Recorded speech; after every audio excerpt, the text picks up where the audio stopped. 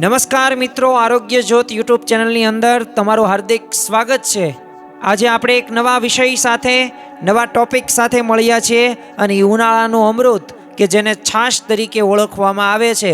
તો આજના આ વિડીયોની અંદર આપણે છાશમાંથી કેવા પોષક તત્વો મળે છે, શું પાચન અને એસિડિટીની અંદર આ છાશ મદદરૂપ થાય છે અને કેલ્શિયમ દૂધ કરતાં પણ વધુ કઈ રીતે મળે છે અને સાથે સાથે એ જે આયુર્વેદની અંદર મહર્ષિ ચરકનું આ છાશ બાબતનું જ્ઞાન શું છે, એ પરફેક્ટ છાશ બનાવવાની પણ રીત અને ક્યારે અને કેવી રીતે પીવી જોઈએ અને કોને ન પીવી જોઈએ, તો એની સંપૂર્ણ માહિતી આજે આપણે આ વિડીયોની અંદર આપણે મેળવવાના છીએ। તો પ્રથમ જ તે આપણે વાત કરીએ કે રસોડું રહ્યું ને એ જ મારું દવાખાનું છે, કારણ કે આરોગ્યની અંદર ખોરાક એ અગત્યનો ભાગ ભજવે છે। તો પ્રથમ જ તે થોડાક પ્રશ્નોથી શરૂઆત કરીએ કે શું ઉનાળા દરમિયાન કે આખા વર્ષ દરમિયાન પાણી આપણા શરીર માટે પૂરતું છે? તો જો ગરમીમાં શરીર પરસેવાથી છે સોડિયમ અને પોટેશિયમ ગુમાવે છે, એટલે તમે ખાલી પાણી પીવો તો એમાં બધાય મિનરલ્સ મળે નહીં, એ પાછા મળતા નથી જ તે, અને એટલે જ તે તમે જો ઉનાળાની અંદર થાક, નબળાઈ અને ડિહાઇડ્રેશન થાય છે, એટલે પાણી પીવું એ પૂરતું નથી। તો છાશ પીવાથી એ આપણને ઘણા બધા પોષક તત્વો આપણને પ્રાપ્ત થાય છે। 4 આજે વાત કરવી છે। પ્રથમ જ તે પ્રોબાયોટિક્સ કે જે આંતરડા માટે શ્રેષ્ઠ છે, પણ એ કેમાંથી મળે છે? છાશમાંથી મળે છે। ઇલેક્ટ્રોલાઇટ્સ તરીકે કુદરતી એક હાઇડ્રેશન માટે એ છાશનો ઉપયોગ કરવામાં આવે છે, અને વિટામિન બી અને જે મિનરલ્સની જે જરૂર પડવાની છે આપણા શરીરને, હવે આ વિટામિન બી અને મિનરલ્સ જે આમ તો શક્તિ માટે એનર્જી બૂસ્ટર તરીકે ગણવામાં આવે છે પોષક તત્વ, તો એ આપણને પ્રાપ્ત થાય છે, અને સાત્વિક ફૂડ પણ છે। કોઈ પણ ભેળસેળ વગર એ આપણે છાશ પીવીએ છીએ, એની અંદર કોઈ આપણે રસાયણો કે કેમિકલો નાખતા નથી, એટલે આયુર્વેદિક મુજબ છે ને શરીરને શક્તિ એ આ પ્રદાન કરે જ છે। હવે આપણે વાત કરીએ કે આના ફાયદાઓ કેવા કેવા છે। તો પ્રથમ જ તે વાત કરીએ પાચન અને એસિડિટીમાં રાહત માટે છાશ વધુ ઉપયોગી છે, કારણ કે એસિડિટીમાં અક્ષીર ઉપાય માટે શા? કારણ કે પેટની બળતરા રહીને આ છાશ શાંત કરે છે। મસાલેદાર તમે ભોજન પછી પણ તીખાશ કે એ જે આપણું ગળપણ હોય, તો એ તીખાશ કે ગળપણ કે ગરમીને આ છાશ કાપે છે। અને પ્રોબાયોટિક્સ છે, કારણ કે જઠર રસ વધારે છે। હવે જઠર રસ વધારે ને એટલે સ્વાભાવિક રીતે પાચનમાં સુધારો થાય જ છે, એટલે આ પ્રથમ જ તે પાચન અને એસિડિટીમાં રાહત એ છાશ આપે છે।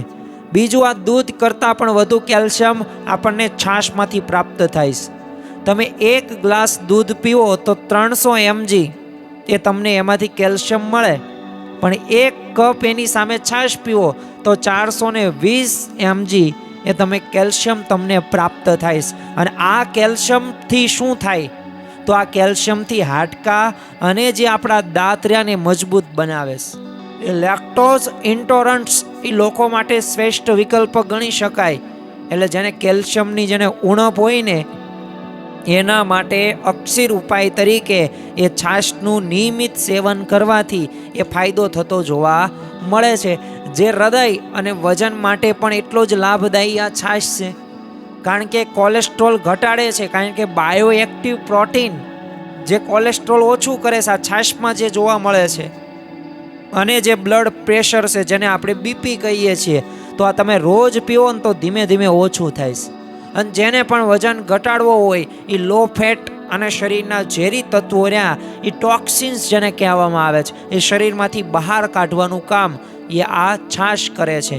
આયુર્વેદિક દ્રષ્ટિકોણ તરીકે પણ મહર્ષિ ચરકનું આપણે જ્ઞાન જોઈએ તો જો તમે સ્વાભાવિક રીતે હરસ એટલે કે પાઇલ્સ જેને કહેવામાં આવે છે, એ જઠરાગ્નિ મંદ હોય ને એટલે એમના માટે છાશ ઔષધ તરીકે ઉપયોગી છે। અને જૂના જમાનાની અંદર દર્દીઓને છે 3 મહિના માત્ર છાશ ઉપર રાખવામાં આવતા, એટલે સ્વાભાવિક રીતે એ આયુર્વેદની દ્રષ્ટિએ છાશ એ આટલી બધી ઉપયોગી છે। અને નબળા પાચનમાં પણ છાશ અને આહાર એ ઔષધ બને જ છે, એટલે દવાનો વિકલ્પ તરીકે પણ એ તમે છાશને લઈ શકો. હવે આપણે છાશને બનાવીએ, કઈ રીતે પરફેક્ટ છાશ બને? તો જો પરફેક્ટ છાશ બનાવવા માટે આટલી વસ્તુની જરૂર પડશે. આપણે ડાયરેક્ટ છાશ લઈ લઈએ માર્કેટમાંથી, દુકાનમાંથી, અથવા ઘરે આપણે બનાવીએ છીએ, પણ ત્યાં એ છાશ પરફેક્ટ બનતી નથી. દહીંમાં પાણી ઉમેરો, પછી એમાં શેકેલું જીરું, જે પાચન માટે ઉત્તમમાં ઉત્તમ ગણી શકાય. બીજું, આપણે સિંધવ મીઠું નાખવું જોઈએ. સામાન્ય મીઠું નહીં, સિંધવ મીઠું. કારણ કે સ્વાદ અને ખનિજો એની અંદર ભરપૂર માત્રાની અંદર જોવા મળે છે. અને જો તમારે ઠંડક જોતવી હોય તો ધાણા અને ફુદીનો પણ નાખી શકો છો. એટલે આવી છાશ એ તમે બનાવો ને પીવો તો વધુ ઉપયોગી ગણી શકાય. એક તમને વધુ એક ટિપ્સ આપું તો જાડામાં સૂંઠ પણ ઉમેરી શકાય, કારણ કે જેને ડ્રાય જિંજર તરીકે ઓળખવામાં આવે છે.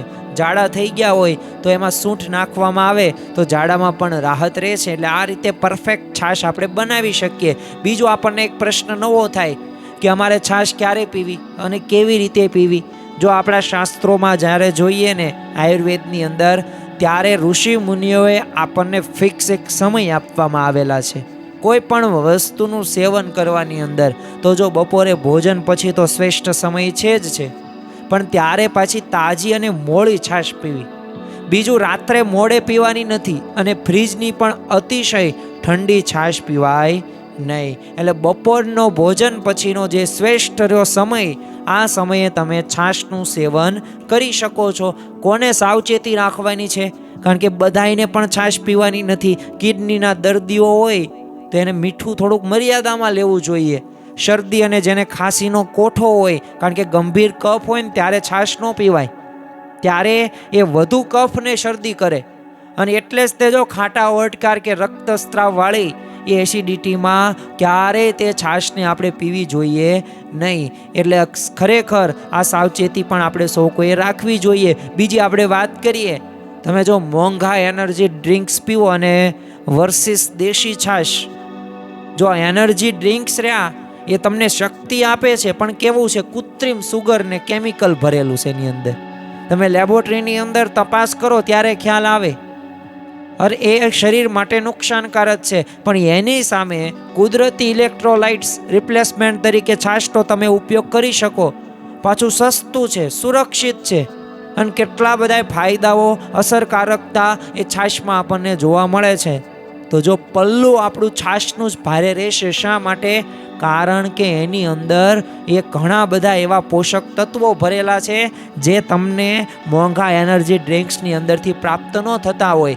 એટલે 7 ફાયદાઓ આપણે છેલ્લે આપણે જોઈ લઈએ કે આજના સંપૂર્ણ વિડીયોની અંદર ઇમ્યુનિટી વધારવા માટે છાશ પીવી જોઈએ, શરીર ઠંડુ રાખવા માટે છાશ પીવી જોઈએ, વજનનું તમારે નિયંત્રણ કરવું છે, છાશ પીવી જોઈએ, હાડકાં મજબૂત બનાવવા છે, છાશ પીવી જોઈએ, પાચનમાં સુધારો થતો નથી તો સુધારો કરવા માટે છાશ પીવી જોઈએ. અને ડિહાઇડ્રેશન જે ઉનાળાની અંદર વધુમાં વધુ થાય છે, તો પાણી પીવું એ પૂરતી વાત નથી, પણ છાશ પીવાથી ડિહાઇડ્રેશનથી પણ બચાવે છે. અને એસિડિટી, બળતરા એ બધાય પ્રકારના પ્રશ્નોનું એ સમાધાન એ છાશમાંથી થતું જોવા મળે છે. તો આ 7 મુખ્ય ફાયદા છે જેની આપણે આ વિડીયો દરમિયાન વાત કરી જ ચૂક્યા છીએ. તો ગરમી સામેનું રક્ષણ કવચ એ છાશ છે. તો આ કુદરતી ટોનિક તમારા પરિવાર અને માતા પિતાને સ્વસ્થ રાખશે. તો આજે જ તે ભોજનની અંદર આપણે સામેલ કરવાનું છે. જો તમને આ વિડીયો ગમ્યો હોય તો લાઈક કરજો, શેર કરજો, અને ચેનલમાં નવા હોય તો સબસ્ક્રાઈબ કરવાનું ભૂલતા નહીં.